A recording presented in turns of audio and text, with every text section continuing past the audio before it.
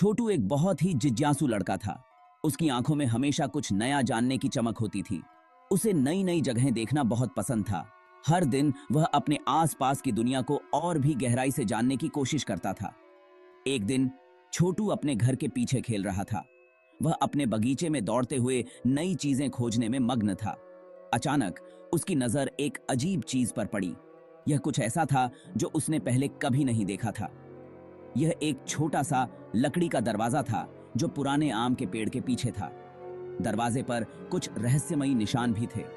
छोटू ने यह दरवाजा पहले कभी नहीं देखा था। उसे बहुत उत्सुकता हुई। वह सोचने लगा कि इस दरवाजे के पीछे क्या हो सकता है। उसने धीरे से दरवाजा खोला। दरवाजा खोलते ही एक अद्भुत दृश्य उसके सामने आया।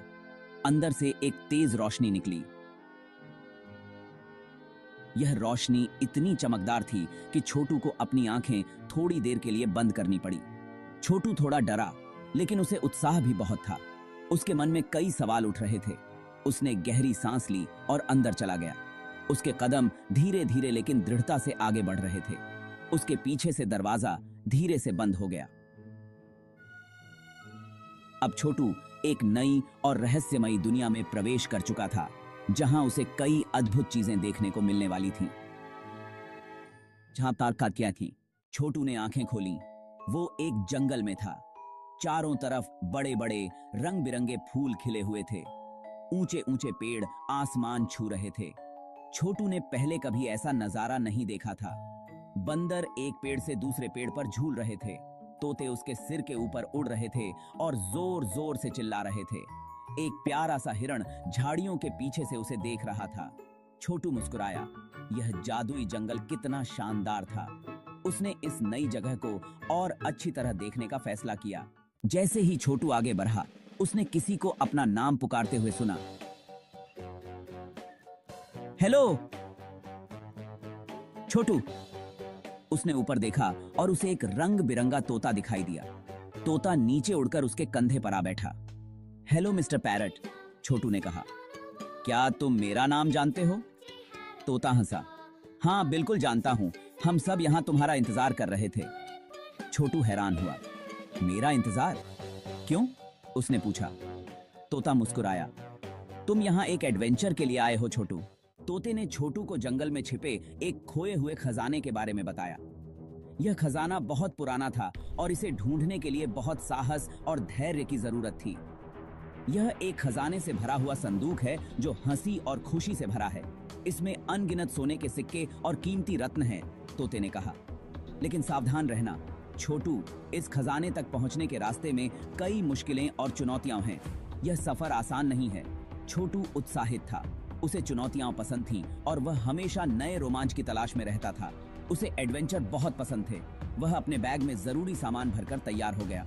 चिंता मत करो मिस्टर पैरट, मैं तैयार हूँ, मैं नहीं डरता, छोटू ने बहादुरी से कहा।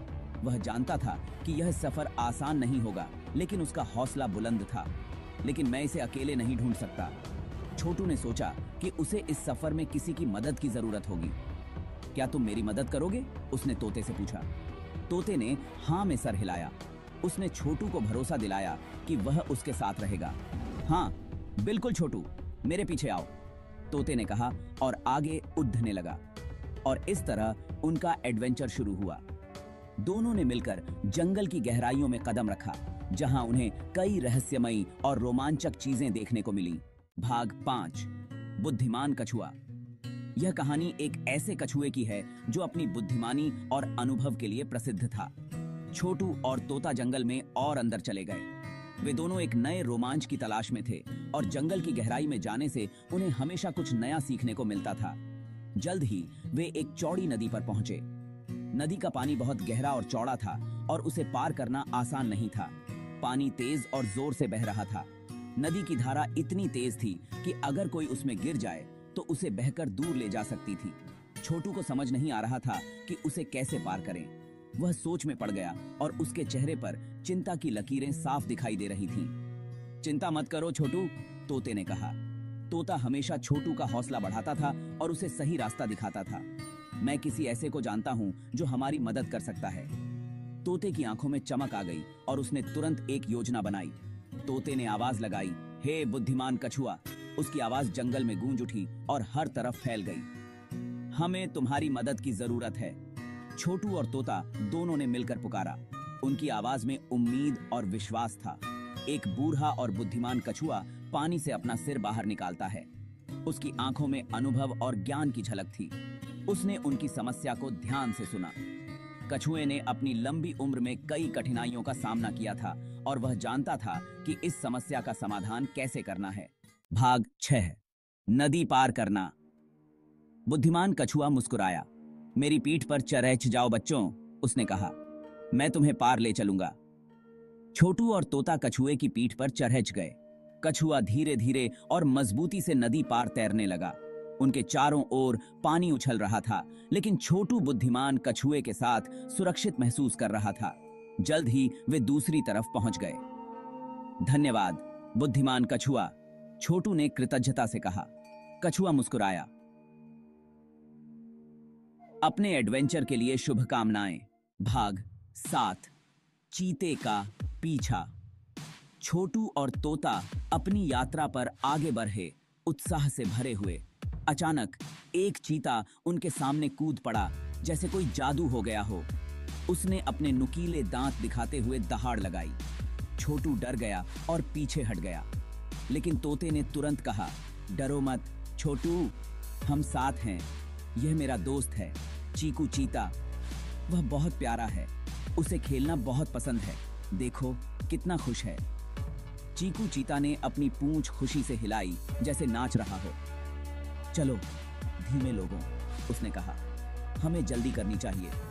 चलो अजूबों की गुफा तक दौड़ लगाते हैं, यह बहुत मजेदार होगा। भाग 8, अजूबों की गुफा। चीकू चीता हवा की तरह भागा। छोटू और तोता ने उसे कसकर पकड़ लिया। वे जंगल से होकर भागे, रंगीन फूलों और ऊंचे पेड़ों के पीछे से। अंत में वे एक अंधेरी गुफा में पहुंचे। यह रही, तोते ने कहा, अजूबों की गुफा। छोटू ने गहरी सांस ली और अंदर कदम रखा। गुफा अंधेरी और रहस्यमय थी। छोटू थोड़ा डरा हुआ महसूस कर रहा था, लेकिन वह उत्साहित भी था। वह जानता था कि खजाना पास है। भाग 9, दोस्ती की ताकत। छोटू, तोता और चीकू चीता सावधानी से गुफा से गुजरे। उन्होंने एक दूसरे को चट्टानों और गड्ढों से पार करने में मदद की।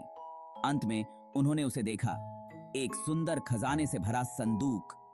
छोटू ने धीरे से संदूक खोला, लेकिन अंदर कोई सोने के सिक्के या जवाहरात नहीं थे। इसके बजाय संदूक एक गर्म, सुनहरी रोशनी से भरा था।